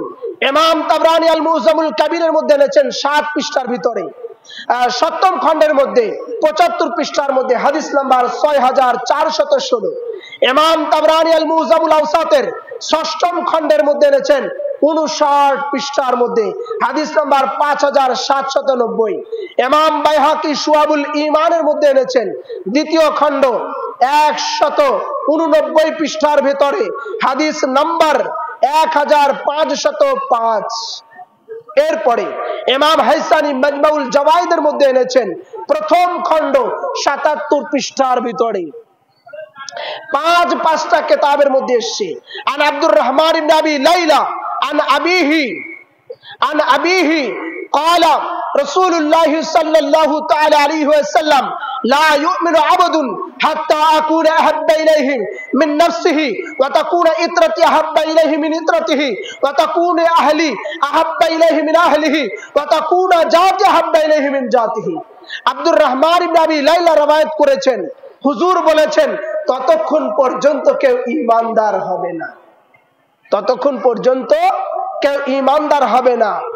হাত্তা আকুনা আহাব্বা ইলাইহি মিন নাফসিহি, যতক্ষণ পর্যন্ত নিজের নাফস থেকে আমি রাসূলুল্লাহর নাফসকে বেশি মুহাব্বত না করবে, নিজের নাফস থেকে নফস থেকে আমি রাসূলুল্লাহর নফসকে আত্মাকে বেশি মুহাব্বত না করবে ততক্ষণ পর্যন্ত কেউ ঈমানদার হবে না। নফসকে কোরআনে পাকে যে আয়াতে কারিমা আছে সেই আয়াতে কারিমার ভাষায় রাসূলুল্লাহ নিজের নাফসের জায়গায় মাওলা আলীকে নিয়েছিলেন। তো আমার নাফস নিজের নাফস থেকে রাসূলুল্লাহর নাফসকে বেশি মুহাব্বত না করবে। এরপরে বলেন ওয়াতাকুনা ইত্রাতি হাব্বা ইলাইহি মিন ইত্রাতিহি, আর নিজের সন্তানাদি থেকে আমার সন্তানাদিকে বেশি মুহাব্বত না করবে। আপনি আমি আমার সন্তানকে যত মুহাব্বত করি তার থেকে বেশি মুহাব্বত রাসূলুল্লাহর আল আওলাদ সন্তানকে করতে হবে, তাই কি না? যদি করতে না পারি রাসূল বলেছেন ঈমানদার হবে না। ঈমানদার হতে গেলে নিজের সন্তান থেকে নিজের ছেলে মেয়ে থেকে রাসূলুল্লাহর আল আওলাদ যারা ছেলে মেয়ে আছে, রাসূলুল্লাহর পরিবার যারা আছেন ওনাদেরকে বেশি মুহাব্বত করতে হবে। এরপরে বলেছেন ওয়াতাকুনু আহলি হাব্বা ইলাইহি মিন আহলিহি, নিজের আহলে বাইত পরিবার পরিজন থেকে রাসূলুল্লাহর পরিবার পরিজনকে বেশি মুহাব্বত করবে। ওয়াতাকুনা জাতি হাব্বা ইলাইহি মিন জাতিহি, আর নিজের বংশ থেকে রাসূলুল্লাহর বংশকে বেশি মুহাব্বত করতে হবে। এটার নাম হচ্ছে ঈমান, এটার নাম দুরূদ শরীফ পড়ে আমরা জানলাম নিজের ঘর থেকে নিজের পরিবার পরিজন থেকে নিজের সন্তানাদি থেকে যতক্ষণ পর্যন্ত রাসূলুল্লাহর পরিবারকে, রাসূলুল্লাহর ঘরকে, রাসূলের আহলে বাইতকে, রাসূলুল্লাহর খানদানকে, রাসূলুল্লাহর নফসকে বেশি মুহাব্বত না করা যাবে ততক্ষণ পর্যন্ত কেউ ঈমানদার হবে না। এইবার আর একটু শুনবো এই হাদিসে পাক কোন কোন কিতাবে আছে শুনুন। কেন আমি কিতাবের নাম বলি, এটা বিরক্ত হবার কিছু নাই, কারণ ভাই কিতাবের নাম না বললে তো আমাদেরকে ধরে ফেলবে। তো এই জন্য শুনুন, এইটাও কয়েকটা কিতাবের মধ্যে আছে। ইমাম তিরমিজি আর জামিউস সহির মধ্যে এনেছেন 2য় খণ্ড 217 পৃষ্ঠা। কি পৃষ্ঠা? 217 পৃষ্ঠা, দারুল উলুম দেওবন্দ প্রিন্ট। আমাদের বাংলাদেশে আর ভারতে কওমি মাদ্রাসাগুলোতে যেই কিতাব, যেই প্রিন্টের কিতাব পড়ানো হয় সেটা হলো দারুল উলুম দেওবন্দ ভারতবর্ষের। সেই দারুল উলুম দেওবন্দ প্রিন্টের 217 পৃষ্ঠার মধ্যে হাদিসে পাক আছে। এবং তিরমিজি শরীফ হচ্ছে সিয়াসতের একখানা কিতাব। আবার ইমাম আহমদ ইবনে হাম্বল তিনি তানার আল মুসনাদের মধ্যে এনেছেন তৃতীয় খণ্ডের 294 এবং 295 পৃষ্ঠার মধ্যে এনেছেন হাদিস নাম্বার 1772। ওয়াল্লাযী নাফসি বিয়াদিহি লা ইয়াদখুলু কলবা রাজুলুল ঈমান হাত্তা ইউহিব্বুকুমুল্লাহু ওয়া রাসূলুহু।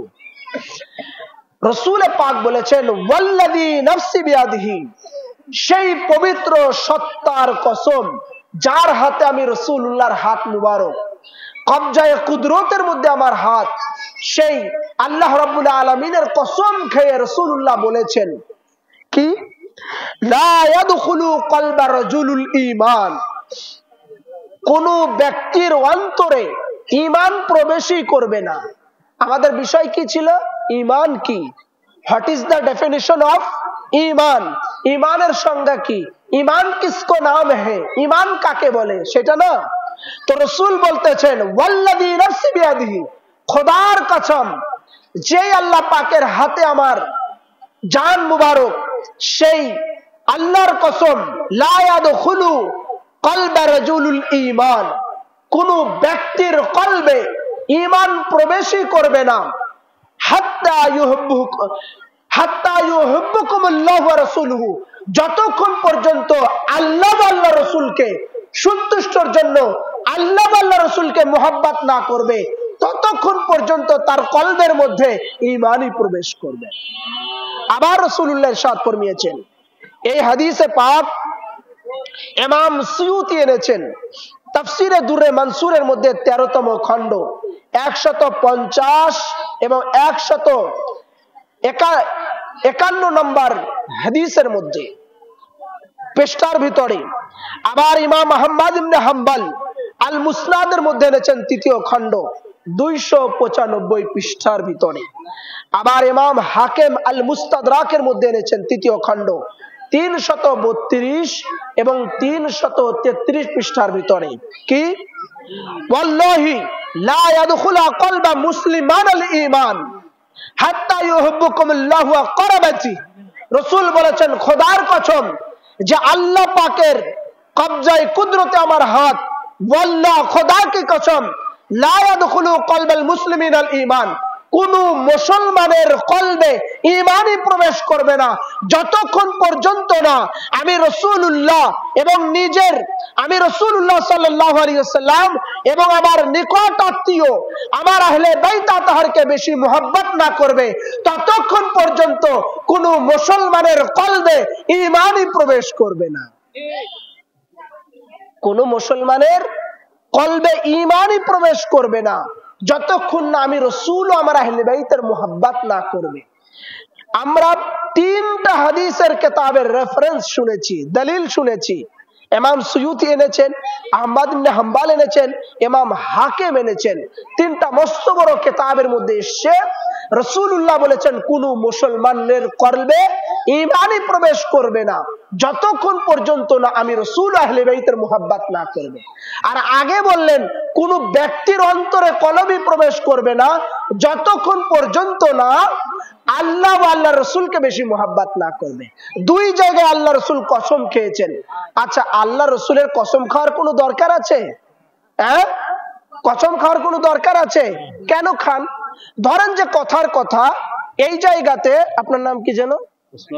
উসমান মেম্বার, আমার ভাই, এই আশপাশ দিয়ে জালসা হলে ইনি ছুটে চলে যায়, মহাদেবপুর এদিকে ওদিকে যেখানে হোক ছুটে চলে যায়। তো উসমান ভাই বললেন যে এই রাজবাড়ী বড় মসজিদ পাকে স্পেশাল ট্রেনের সিট ভাগ করা হচ্ছে। তো একজন বলছে না, এত আগে সিট ভাগ করে নাকি? এখন উনি বললেন খোদার কসম সিট ভাগ করতেছে, এরকম বলে না অনেকেই। তার মানে কি, ওটাকে গুরুত্ব বোঝানোর জন্য বললেন, তাই কি না? ওটাকে গুরুত্ব আরোপ করার জন্য বললেন। তো আল্লাহর রাসূল কসম সব জায়গায় খান নাই। আল্লাহর কসম আল্লাহ রাসূল খেয়ে এটাকে গুরুত্ব বোঝাচ্ছেন। খোদার কসম কোন মুসলমানের কলবে ঈমানই প্রবেশ করবে না যতক্ষণ না আমি রাসূল আমার আহলে বাইতের মুহাব্বত অন্তরে না রাখবে। এটা গুরুত্ব বুঝাচ্ছেন। কি ভাই মাইকের আওয়াজ কি আস্তে আস্তে কমাই দিচ্ছেন? এই প্যান্ডেলেরটা কমাই দিয়ে বাইরে বাড়ান, আওয়াজ না আসলে তো কথা বলা যাবে না, গলা বসে যাবে, না হলে ইনাদের ডিস্টার্ব হবে। তো রাসূলুল্লাহ গুরুত্ব আরোপ করার জন্য, গুরুত্ব বুঝানোর জন্য খোদার কসম আল্লাহর কসম খেয়েছেন যাতে বান্দা মানুষের মুসলমানের কলবে যতক্ষণ না পর্যন্ত মুসলমানের কলবে ঈমানই ঢুকবে না, প্রবেশ করবে না, যতক্ষণ আমি নবী আর আমার নবীর নিকটতম আত্মীয় করাবাদার আহলে বাইত তাহারের মুহাব্বত না রাখবে। আবার রাসূলুল্লাহ ইরশাদ ফরমিয়েছেন, দেখেন এই হাদিসে পাক তাফসীরে কবীরের মধ্যে আছে 27তম খণ্ড। কত খণ্ড? 27তম খণ্ড, 167 পৃষ্ঠার ভিতরে। আবার তাফসীরে রুহুল বায়ানের 14 খণ্ড 407 পৃষ্ঠার মধ্যে আছে। আবার তাফসীরে আরাবী 2য় খণ্ড 112 পৃষ্ঠার মধ্যে আছে। আলা মান মাতা আলা হুব্বি আলা মুহাম্মাদিন মাতা মুমিনান মুস্তাকমিলাল ঈমান। রাসূলুল্লাহ বলেছেন, শোনো, আলা মান মাতা আলা হুব্বি আলা মুহাম্মাদিন, যারা নবী ও নবীর আহলে বাইতের নবী আলী, ফাতেমা, হাসান ও হুসাইনের মুহাব্বত নিয়ে মারা যাবে, হুজুর গাউস পাকের মুহাব্বত নিয়ে মারা যাবে, আহলে বাইত তাহের মুহাব্বত নিয়ে মারা যাবে।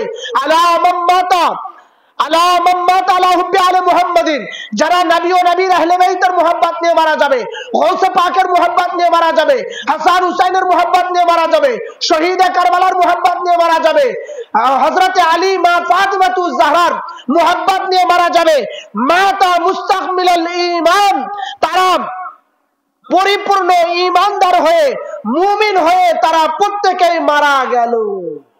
আমরা কি বলি? যে ঈমানদার হয়ে যেন আল্লাহ মারা যায়, পরিপূর্ণ ঈমান যেন ভিতরে থেকে আমরা মারা যাই। আমরা দুআতে বলি না, মোনাজাতে বলি না? আমাদের সবাই এই ইচ্ছা আছে কি নাই বলেন তো, যে আমাদের পরিপূর্ণ ঈমান নিয়ে আমরা মারা যাব। আল্লাহ রাসূল বলেছেন, আলা ওয়া মান মাতা আলা হুব্বি আলা মুহাম্মাদিন মাতা মুস্তাকমিলাল ঈমান। আরে শোনো, যারা যারা পরিপূর্ণ ঈমান নিয়ে ইন্তেকাল করতে চাও, মারা যেতে চাও, আমার আহলে বাইত তাহার ও রাসূলুল্লাহর মুহাব্বত নিয়ে মারা যাও, আমি নবী ও আমার খানদান, আমার ইত্রাত, আমার আহলে বাইত তাহার এনাদের মুহাব্বত নিয়ে মারা যাওয়াই হলো পরিপূর্ণ ঈমানদার হয়ে, মুস্তাকমিলাল ঈমান, পরিপূর্ণ ঈমানদার হয়ে মারা যাওয়া। এরপরে রাসূলুল্লাহ সাল্লাল্লাহু তাআলা আলাইহি ওয়াসাল্লাম আরো ইরশাদ ফরমিয়েছেন, হযরতে রাসূল করিম সাল্লাল্লাহু তাআলা আলাইহি ওয়াসাল্লাম ইরশাদ ফরমিয়েছেন যে আমার আহলে বাইত তাহারের মুহাব্বত নিয়ে যারা মারা যাবে তারা যেন জান্নাতের খুশ খবর নিয়েই মারা গেল। তাহলে জানাদের মুহাব্বত করার নাম ঈমান, জানাদের ভালোবাসার নাম ঈমান, জানাদের মুহাব্বত রাখার নাম ঈমান। জানাদেরকে মুহাব্বত না করলে ঈমানই পরিপূর্ণ হয় না। তানাদের মুহাব্বত করলে কি লাভ হবে এটা জানার দরকার আছে কি না? হ্যাঁ, রাসূলুল্লাহ ইরশাদ ফরমিয়েছেন, খুশ খবরই শুনুন কি। এই হাদিসে পাক 9টা কিতাবের মধ্যে এসেছে। ইমাম তিরমিজি জামিউস সহিহর মধ্যে এনেছেন, আবওয়াবুল মানাকিব 2য় খণ্ড 215 পৃষ্ঠা, দারুল উলুম দেওবন্দ প্রিন্ট। আবার ইমাম আহমদ ইবনে হাম্বল আল মুসনাদের 1ম খণ্ড 77 পৃষ্ঠার মধ্যে এনেছেন 576 পৃষ্ঠার ভিতরে। আবার ইমাম আহমদ ইবনে হাম্বল ফাজাইলুস সাহাবা 2য় খণ্ড 693 পৃষ্ঠার মধ্যে এনেছেন হাদিস নাম্বার 1185। আবার ইমাম তাবরানী আল মুজামুল কবিরের 3য় খণ্ড 50 পৃষ্ঠার মধ্যে এনেছেন হাদিস নাম্বার 2654। আবার ইমাম মুকাদ্দিসি আহাদিসুল মুখতারা কিতাবের 2য় খণ্ড 45 পৃষ্ঠার ভিতরে এনেছেন হাদিস নাম্বার 421। আবার ইমাম খতিবে বাগদাদ তারিখে বাগদাদের মধ্যে এনেছেন 13তম খণ্ড 287 পৃষ্ঠার মধ্যে হাদিস নাম্বার 7255। আবার ইমাম দুলাবি আর যুররিয়াতুত তাহিয়া কিতাবের 1ম খণ্ড 120 পৃষ্ঠার মধ্যে এনেছেন কত পৃষ্ঠা? 120 পৃষ্ঠার মধ্যে এনেছেন 234 পৃষ্ঠার 234 নম্বর হাদিসের মধ্যে ইমাম মুজি তাহজিবুল কামালের 6ম খণ্ড 228 পৃষ্ঠার মধ্যে এনেছেন। ইবনে হাজার আসকালানি যিনি ফতহুল বারি লিখেছেন, বুখারী শরীফের শরহ লিখেছেন, সেই ইমাম হাজার আসকালানি, ইবনে হাজার আসকালানি, তিনি তার তাহজিবুত তাহজিব কিতাবের 2য় খণ্ড 297 পৃষ্ঠার মধ্যে লিখেছেন, আন আলী ইবনে আবি তালিব কাররামাল্লাহু ওয়াজহুল কারীম আন্না নবী সাল্লাল্লাহু আলাইহি ওয়াসাল্লাম আখাযা বিয়াদি হাসান ওয়া হুসাইনান ফাকালা মান আহাব্বানি ওয়া আহাব্বা হাযাইনি। এই হাদিসে পাক হযরতে মাওলা আলী রওয়ায়াত করেছেন, রাসূলুল্লাহ উনার এক হাতে ইমামে হাসান ছিলেন আর এক হাতে ইমামে হুসাইন ছিলেন, 2 হাত দিয়ে চলছেন। এবার রাসূলুল্লাহ বলেন মান আহাব্বানি, যে আমাকে ভালোবাসবে আমি রাসূলুল্লাহকে, ওয়া মান আহাব্বা হাযাইনি, আর এই দুইজনকে মুহাব্বত করবে, এক হাতে ইমামে, কথা বলেন, ইমামে হাসান আর অন্য হাতে ইমামে হুসাইন, এই দুইজনকে মুহাব্বত করবে, ওয়া আবাহুমা, আর এদের দুইজনের আব্বাকে মুহাব্বত করবে। ওনাদের দুইজনের আব্বার নাম কি? হযরতে মাওলা আলী কাররামাল্লাহু ওয়াজহুল কারীমকে মুহাব্বত করবে। ওয়া উম্মাহুমা, এবং ইনাদের দুইজনের মাকে মুহাব্বত করবে। হাসান হুসাইনের আম্মা জানের নাম কি? হযরতে খাতুনে জান্নাত ফাতিমাতুজ জাহরা, তাই কি না? তো এনাদেরকে মুহাব্বত করবে, 1 নম্বর রাসূলুল্লাহকে, আর বলেন ওয়াহাব্বা হাযাইনি, হাসান আর হুসাইনকে, আর এনাদের দুইজনের আব্বা মাওলা আলীকে, এনাদের দুইজনের মা খাতুনে জান্নাত ফাতিমাতুজ জাহরাকে। তো হযরত ইমামে হাসান আর ইমামে হুসাইন, রাসূলুল্লাহ, মাওলা আলী, মা ফাতিমাতুজ জাহরা, এই পাকে পঞ্জাতুল পাককে মুহাব্বত করবে, আহলে বাইত আতহারকে মুহাব্বত করবে।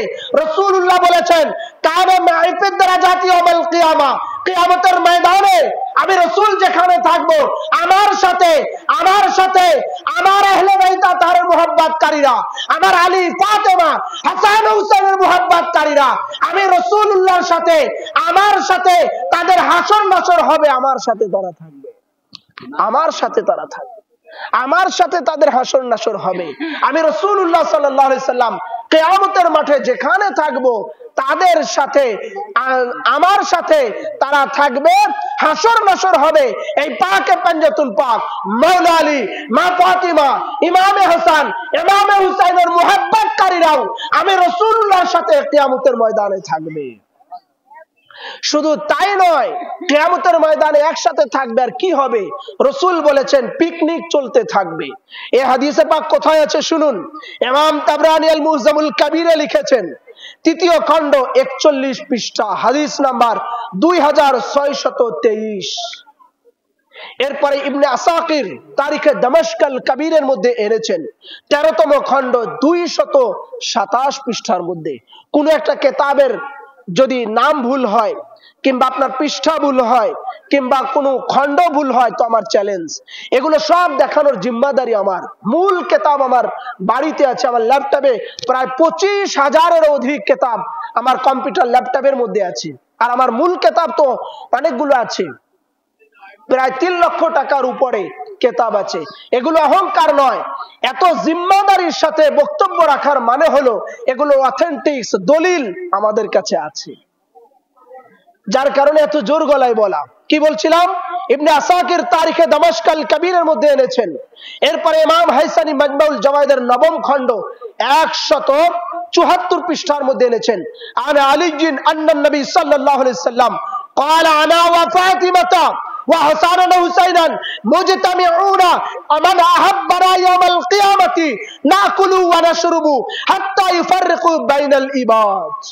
এই যে হাসান হুসাইনকে মুহাব্বত করবে যারা, আলী ও ফাতিমাকে মুহাব্বত করবে যারা, হাসান ও হুসাইনের মুহাব্বত নিয়ে যারা মারা যাবে, পাকে পঞ্জাতুল পাকের মুহাব্বত নিয়ে যারা মারা যাবে, আলী ও ফাতিমার মুহাব্বত নিয়ে যারা মারা যাবে, গৌসে পাকের মুহাব্বত নিয়ে যারা মারা যাবে, গরাবি শরীফ যারা করবে, উরসে পাক যারা করবে, আল্লাহর ওলি আহলে বাইত আতহার বড় হুজুর পাকের মুহাব্বত নিয়ে যারা মারা যাবে, রাসূলুল্লাহ বলেছেন আনা ফাতিমা হাসান ও হুসাইনান, আমি আলী, ফাতেমা, হাসান ও হুসাইন কিয়ামতের ময়দানে মুজতামিউনা, আমরা জিনজির পাকাবো, একত্রিত হব, এক জায়গায় আমরা সমবেত হব ইয়াউমাল কিয়ামতি, কিয়ামতের ময়দানে, নাকুলু ওয়া নাশরবু হাত্তা ইউফাররিকু বাইনাল ইবাদ।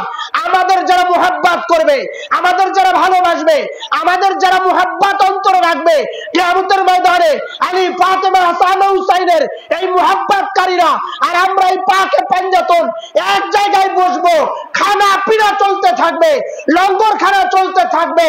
সাহাবারা জিজ্ঞাসা করলেন, ইয়া রাসূলুল্লাহ, ইয়া হাবিবাল্লাহ, কতক্ষণ খানা পিনা চলবে, লঙ্গর খানা কতক্ষণ চলবে? রাসূলুল্লাহ বলেন, হাত্তা ইউফাররিকু বাইনাল ইবাদ, যতক্ষণ হিসাব কিতাব শেষ হবে না ততক্ষণ আহলে বাইত আতহারের মুহাব্বতকারীদের খানা পিনা চলতেই থাকবে।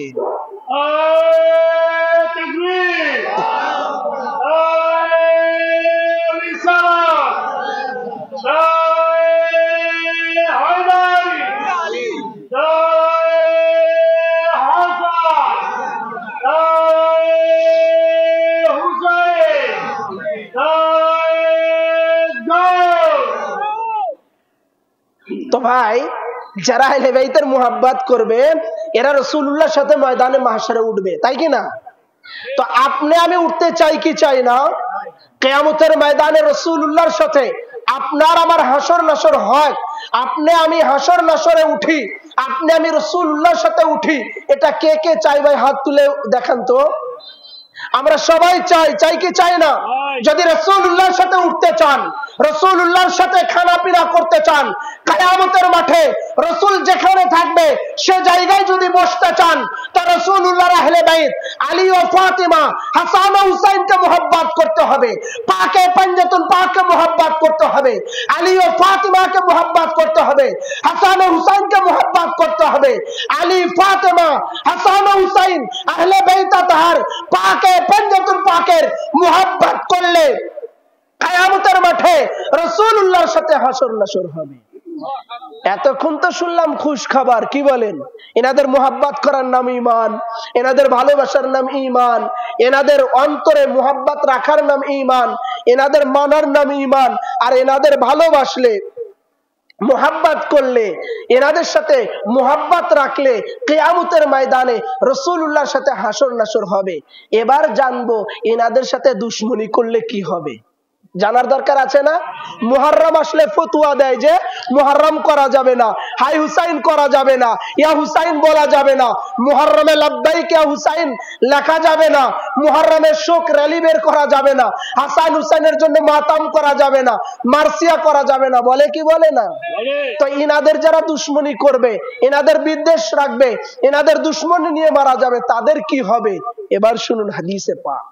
আমি প্রত্যেকটা হাদিস বলার আগে রেফারেন্স, দলিল আপনাদের মাঝে শোনাচ্ছি এই জন্য যেন আপনাদের ঈমান আরো সাবলিস্ট হয়, আপনাদের ঈমান আরো মজবুত হয়, আপনারা যত বুঝতে পারেন যে হ্যাঁ, আমরা যেই আকীদা রাখি, এই সিলসিলায়ে কাদিরিয়া, রাসাকিয়া, মুস্তারশিদিয়া, এই দরবার, এই সিলসিলার নাম।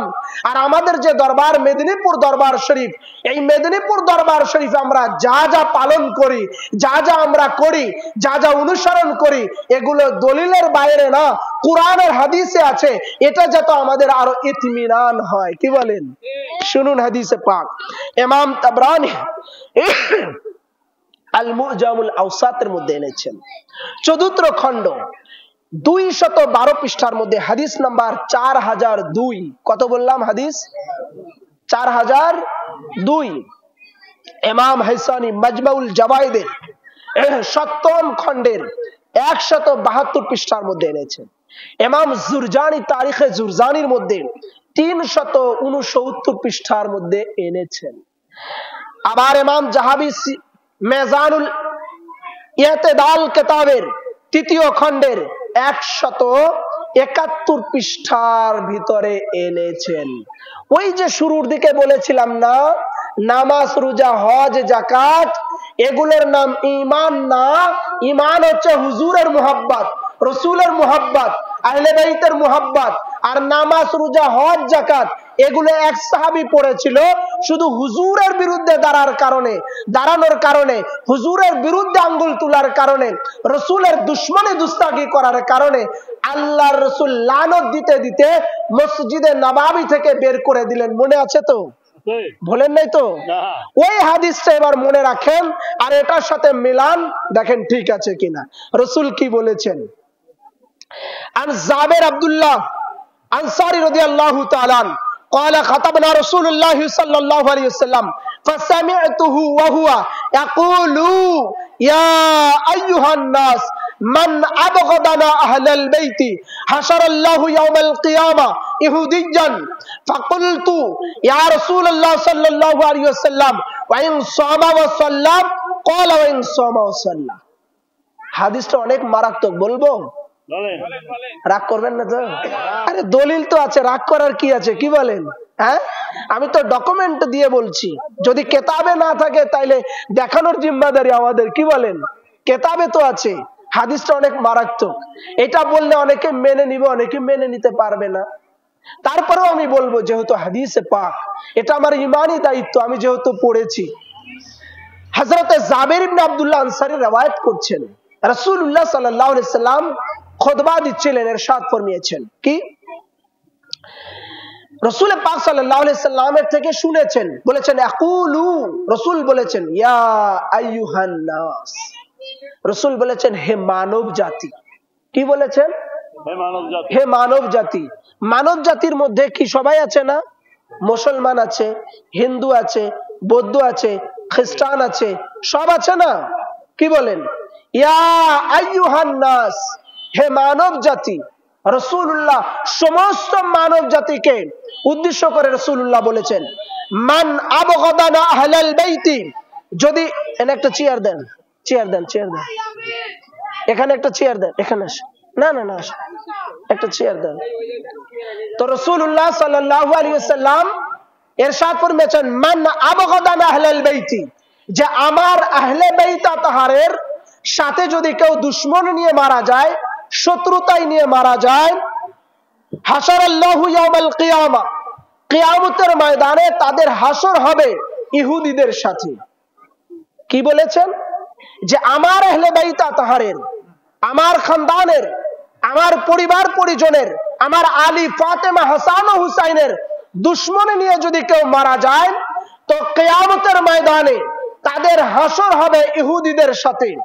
ইহুদিরা যেইভাবে উঠবে, যে জায়গায় উঠবে, আমার আহলে বাইত আতহারের দুশমনী বিদ্বেষ যারা রাখবে, তারাও ওই ইহুদিদের সাথে ওইভাবেই উঠবে। এবার সাহাবারা জিজ্ঞাসা করেন, ফাকুলতু ইয়া রাসূলুল্লাহ সাল্লাল্লাহু আলাইহি সাল্লাম, ইয়া রাসূলুল্লাহ ইয়া হাবিবাল্লাহ, ওয়া ইন সামা ওয়া সাল্লা, যারা আহলে বাইত আতহারের দুশমন নিয়ে মারা গেল, তারা যদি নামাজও পড়ে, তারা যদি নামাজও পড়ে, রোজাও রাখে, তো নামাজ পড়লো, রোজা রাখলো, এতগুলো গুণ আছে, শুধুমাত্র একটু আহলে বাইতের দুশমনি করেছে, বিদ্বেষ করেছে, তাহলেও কি ইহুদিদের সাথে উঠবে? রাসূল বলেছেন ক্বালা আইন সামা ওয়া সাল্লা, হ্যাঁ হ্যাঁ, যদি সে নামাজও পড়ে, রোজাও রাখে, তাহলে আমার আহলে বাইত আতহার আলী ফাতেমা হাসান ও হুসাইনের দুশমন নিয়ে মারা যাওয়ার কারণে, বিদ্বেষ নিয়ে মারা যাওয়ার কারণে কিয়ামতের ময়দানে তারা ইহুদিদের সাথে উঠবে। ওই নামাজ রোজা তাদের 5 পয়সা উপকারে আসবে না।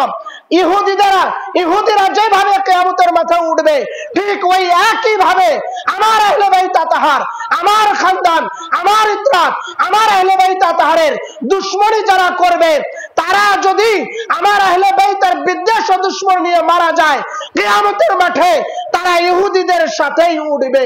ওই নামাজ রোজা কোনো কাজে আসবে না। তো রাসূল করিম সাল্লাল্লাহু আলাইহি ওয়াসাল্লাম এই নামাজ রোজা হজ যাকাত যদি রাখার পরেও যদি মারা যায়, আহলে বাইতের বিদ্বেষ রাখে, হুজুর বলেছেন আমার আহলে বাইত আতহারের দুশমনির কারণে ইহুদিদের সাথে উঠবে। আবার রাসূলুল্লাহ অন্য হাদিসে বলেছেন বাইনা রুকনে ওয়াল মাকাম, যদি সালাম মাকামে ইব্রাহিম এবং রুকনে আমানে দাঁড়িয়ে নামাজ আদা করে, মধ্যবর্তী স্থানে মারা যায়, রোজার হালতে, নামাজের হালতে, হজে গিয়েছে, এমন অবস্থায় মারা যায়, আমার আহলে বাইতের বিদ্বেষ রাখে, এই অবস্থাতে মারা গেলেও তারা আমার আহলে বাইত আতহারের দুশমনি নিয়ে মারা গেলে তারা জাহান্নামে প্রবেশ করবে। এই জন্য ভাই সাবধান, আমরা যেন আহলে বাইত আতহারের দুশমনি না করি। হাসির চলে, কথার চলে, আচার আচরণে কোনো জায়গায় যেন ইমামে আলী মাকামের মুহাব্বতে, ইমামে আলী মাকামের মুহররম শরীফে উনাদের শান পাকের খেলাফ যেন আমাদের না হয়ে যায়, সাবধানতা অবলম্বন করতে হবে। কেন? উনাদের মুহাব্বত করার নাম ঈমান, ওনাদের ভালোবাসার নাম ঈমান। আল্লাহ রাব্বুল আলামিন যেন মৃত্যু পর্যন্ত আপনাকে আমাকে সকলকে যেন রাসূল করিম সরকারে দু আলম